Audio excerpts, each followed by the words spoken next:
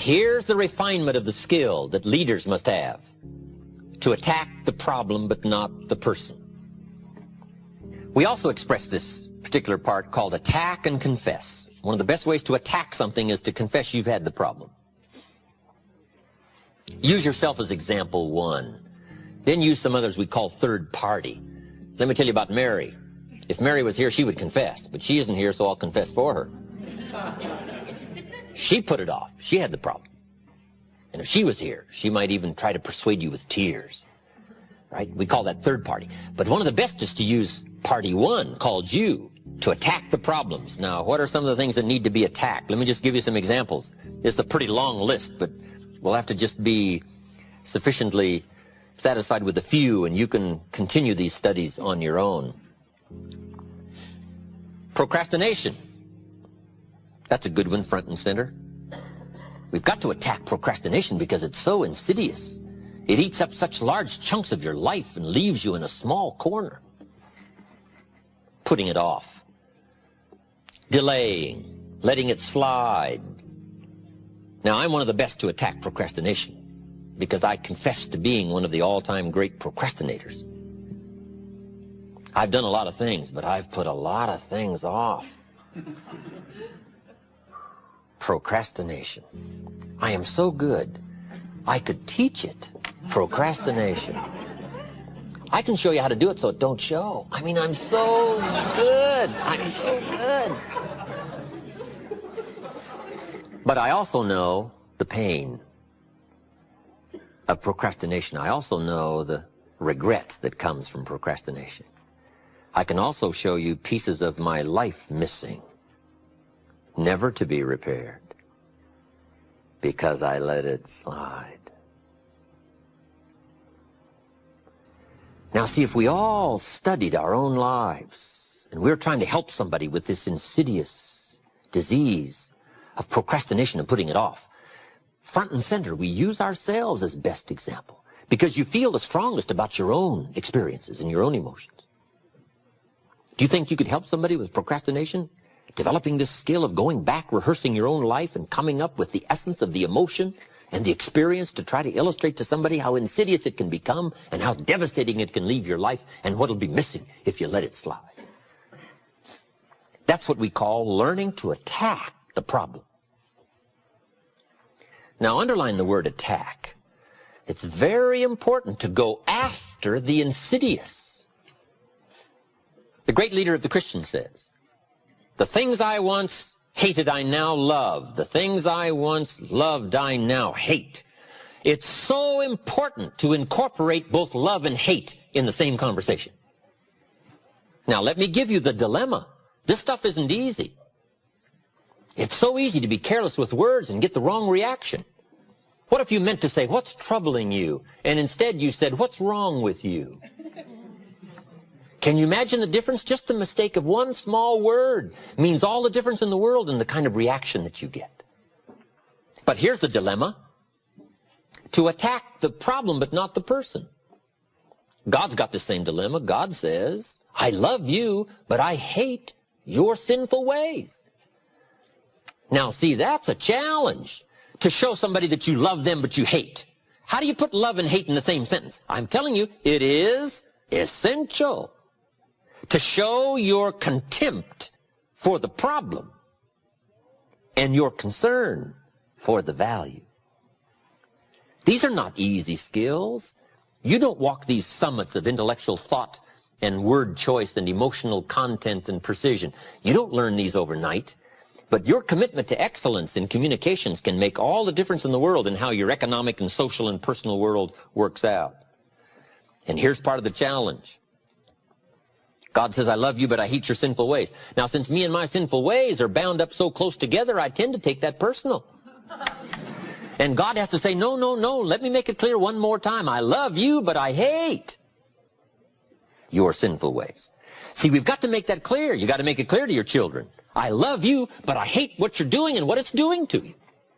So you got to learn to put love and hate in the same sentence and to make the insidious as devastating and as ominous as it should be, and make the opportunity as bright as it can be.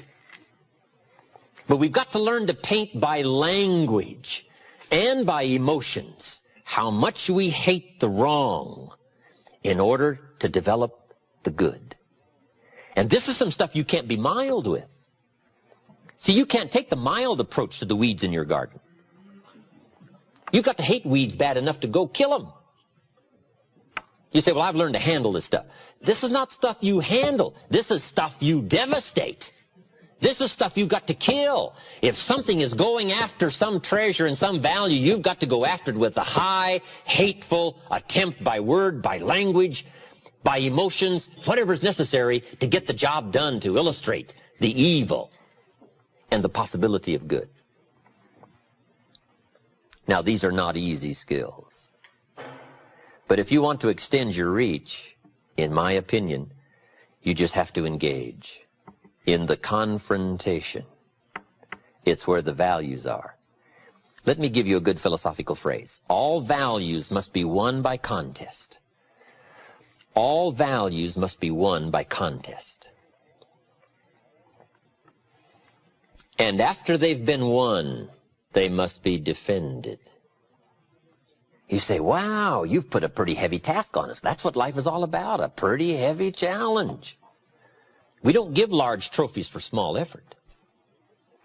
If you want to win high health, if you want to win high wealth, if you want to extend a long reach in touching people's lives, you got to engage in some of these extra powerful disciplines. And one is to secure the territory by vigor, and the other is to defend it with equal challenge. Attack. Procrastination. Here's another good one, blame. I engaged in this the big share of my life until I met Mr. Show. I used to blame my negative relatives. I used to blame the government. I used to blame taxes. I used to blame prices. I said, it costs too much. Show said, no, let's...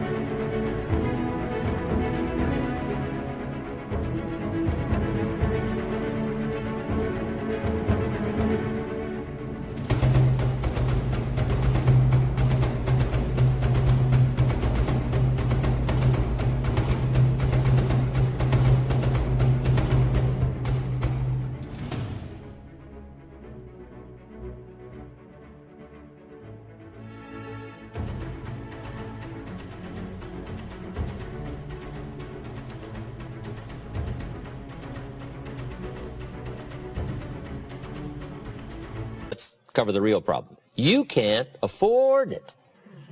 I thought, wow, I never looked at it like that before.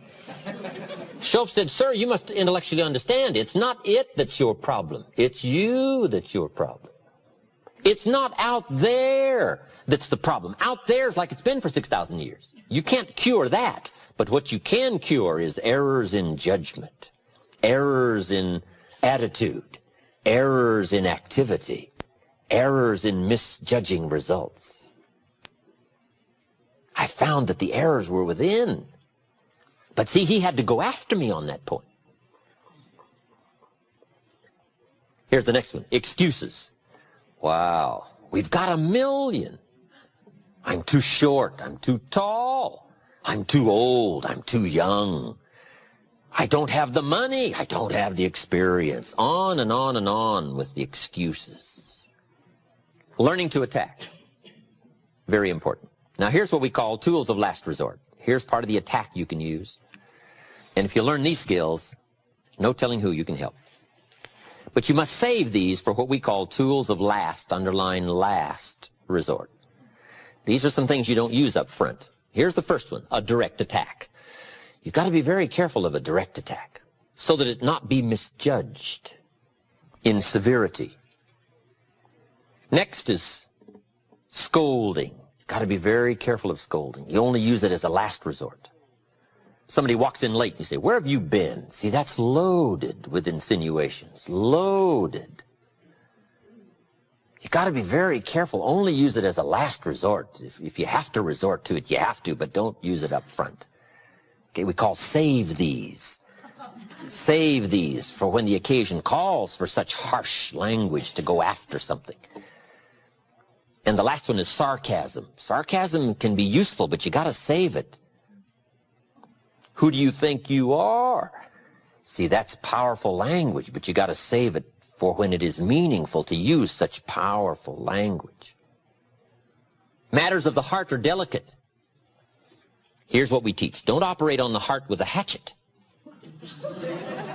When you use these tools, you got to be very careful to save the value and go after the problem. Now let me give you the real clue. The more you care, the stronger you can be. People don't mind you using strong language about insidious things.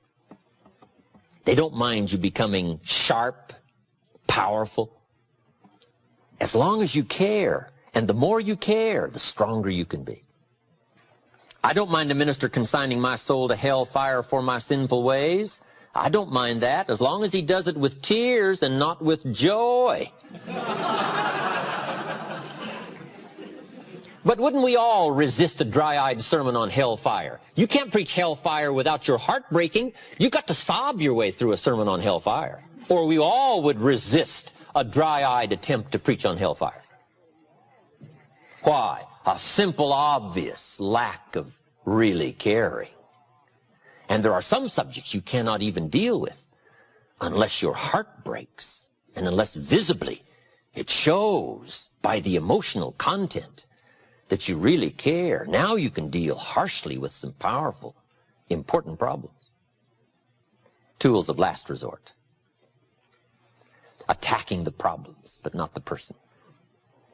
Just by way of review, we've been covering the major parts in a presentation, whether it's to a child or a business audience or a sales situation. All of us have the opportunity to affect somebody with words. And we talked about making the presentation. It comes in 4 parts. Number 1, identification. Learning how to relate to somebody else, which is pretty easy if somebody's like you, pretty difficult if somebody's not like you. There's a difference in color, a difference in religion, a difference in age, a difference in experience, background. It gets a little more complicated, but it can be mastered. And all you have to do is refine these skills to have a longer reach economically, socially, personally. Deal in subjects that make you real. Tell your story with authority. Next is the logic and reason part. Not too many facts. There's probably about 1,000 facts about an automobile, but you don't need them all to make a decision. About a half a dozen will do. And if you stretch it beyond the half dozen, it's pretty easy to lose your audience. So, brief on logic and reason. Number 3 was learning to attack the problems, but not the person. Number 4, in making the presentation, solution. So we've got identification, logic, attacking the problems, and offering solution. This is what we call solutions. Painting results in advance. This is an exciting part about the human experience, the ability to paint results in advance. We call it borrowing from the future. One of the reasons for living is to borrow from the future. If you can't see the future, it makes today pretty desperate. If you can't see the future, it makes your steps uncertain. Why bother to learn the skills and pay the price and go through all of the calisthenics and all of the trials of learning and growing and changing if you can't see the future? If there is no future, if there is no promise,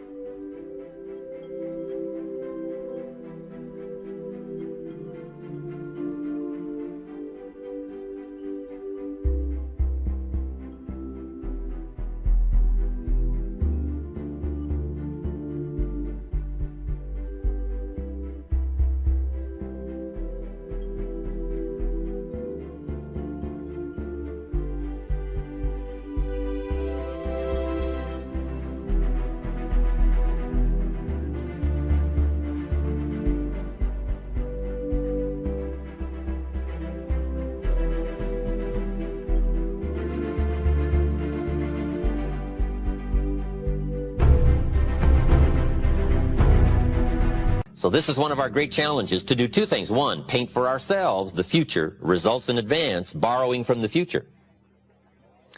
But when you stop to think about it, that is a tremendous, unique experience, being able to borrow from the future, bring it to the present, and use it as an incentive to go get the job done, to learn the skills and put those skills to work.